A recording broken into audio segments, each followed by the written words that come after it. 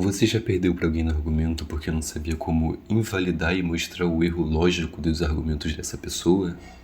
Bom, isso é muito comum para quem não conhece a lógica. E a lógica, pessoal, ela é o ramo da filosofia e da matemática que estuda as regras, métodos e princípios usados para distinguir o raciocínio correto do incorreto, ok? Ela não foca no que se pensa, mas sim em como se estrutura esse pensamento para que as conclusões sejam válidas. Para começar, vamos descobrir o que é um argumento. O que é um argumento, uma premissa? Um argumento é um conjunto de proposições ou premissas que sustentam logicamente uma afirmação final ou uma conclusão final. Então, quando você estrutura essa conclusão para persuadir ou demonstrar algo, o argumento parte de razões conhecidas ou aceitas para defender um ponto de vista.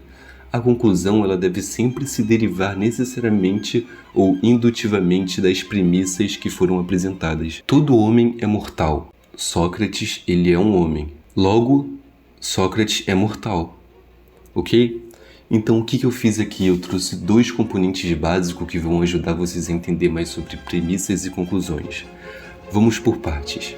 Premissas, elas trazem razões e evidências. São afirmações que sustentam, justificam ou dão motivos para aceitar a conclusão. Elas respondem à pergunta do porquê você deveria acreditar em certa premissa. Já as conclusões, as teses, ela é a proposição defendida pelo argumento. E é por isso que ela sempre, no final do argumento, tem que ser derivada das premissas, respondendo à pergunta do porquê você deve acreditar nela. Então a premissa aqui é que todo homem é mortal e que Sócrates também é homem. A conclusão, a tese, é que logo Sócrates também é mortal. Bom, outro exemplo aqui para vocês entenderem melhor. Temos a primeira premissa. Todo jogador de futebol é rico. Segunda premissa. João é um jogador de futebol. Então a conclusão é, portanto, João é rico, porra. É óbvio, entendeu? Também temos o raciocínio dedutivo e o raciocínio indutivo. A principal diferença entre os raciocínios dedutivos e indutivos está na direção do pensamento e na certeza da conclusão. Enquanto o dedutivo parte do geral para o particular, o indutivo faz o caminho inverso. Ele parte do particular para o geral. No raciocínio dedutivo, a dedução, você utiliza uma regra ou lei geral para chegar a uma conclusão sobre um caso específico. Se as premissas forem verdadeiras, a conclusão ela é necessariamente verdadeira também. Por exemplo, todo humano é mortal. Essa é a primeira premissa geral. Sócrates é humano. Essa é a segunda premissa específica. E a conclusão dessas duas premissas são: logo, Sócrates é mortal. Você percebeu que a lógica aqui ela faz um movimento de ir para a regra geral, depois para um caso específico e depois para uma conclusão inquestionável. Já na indução, você observa vários casos específicos e cria uma generalização a partir deles. A conclusão ela é provável, mas não é 100% garantida, pois basta um caso diferente para invalidar a regra toda. A lógica ela faz o seguinte movimento: observações repetidas, padrão, conclusão geral, que no fundo é uma generalização. Eu tenho um exemplo simples aqui. Primeira observação: o primeiro cisne que vi é branco. Segunda observação: o segundo cisne que vi era branco. Terceira observação: o terceiro também era branco. Conclusão ou indução: provavelmente todos os cisnes são brancos, até que se apareça um cisne preto. Bom, agora eu vou apresentar aqui para vocês 5 falácias ou armadilhas lógicas que tiram o foco do argumento central para vencer uma discussão de forma desonesta ou equivocada. A primeira, ou o primeiro, tanto faz, sei lá, é o apelo à autoridade. Essa falácia ela ocorre quando alguém sustenta que uma afirmação é verdadeira apenas porque uma autoridade ou uma figura famosa a disse, sem apresentar evidências concretas.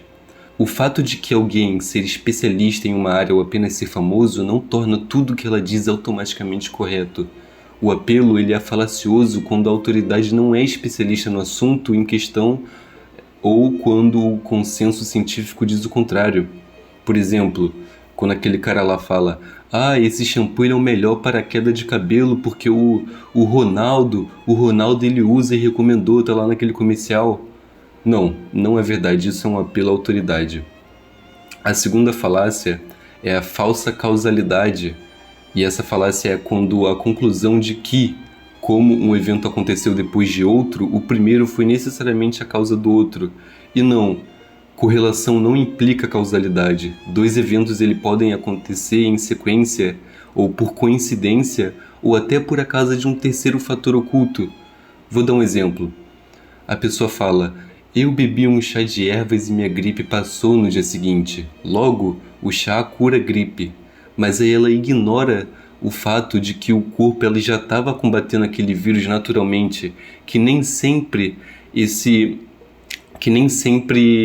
vai ser o acontecimento de uma causa leva à segunda. Às vezes existe um terceiro fator oculto, sabe? Temos também o ad hominem, o ataque ao homem, que é quando, em vez da pessoa, do oponente, atacar o seu argumento, ou de você atacar o argumento dele, você ataca o caráter, os traços físicos ou até a vida pessoal do oponente. O valor de um argumento ele não depende de quem o profere.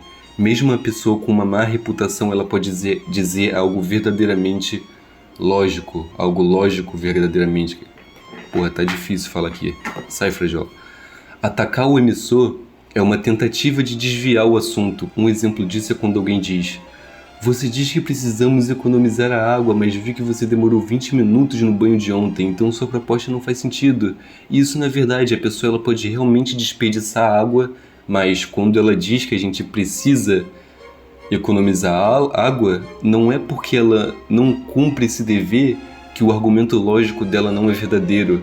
Mas a quarta armadilha lógica, ou a quarta falácia, é o espantalho. E esse aqui é muito interessante porque eu já vi muito vídeo sobre ele, já vi também muita gente fazendo. E essa falácia ela consiste em distorcer ou simplificar excessivamente ou até inventar um argumento do oponente para torná-lo mais fácil de atacar. Quando você não consegue combater a ideia real, você cria uma versão de palha, uma versão mais fraca, vamos dizer assim, que você mesmo criou, e isso é uma tática de desinformação. Por exemplo, a pessoa A e a pessoa B estão num debate. A pessoa A ela fala o seguinte: deveríamos investir em mais transportes públicos. E daí a pessoa B, a criadora do espantalho, ela fala: ah, então você odeia quem tem carro e quer proibir as pessoas de dirigirem pela cidade e quer que todo mundo use transporte público. Porra, a pessoa ou ela é muito burra ou ela é muito filha da puta por fazer essa falácia aqui. É um ou outro. A quinta falácia é a ladeira escorregadia ou a bola de neve, se preferir. Essa falácia ela afirma que se dermos um pequeno passo em uma direção, isso desencadeará inevitavelmente uma sequência de eventos catastróficos e extremos. E nem sempre isso é verdade, ok?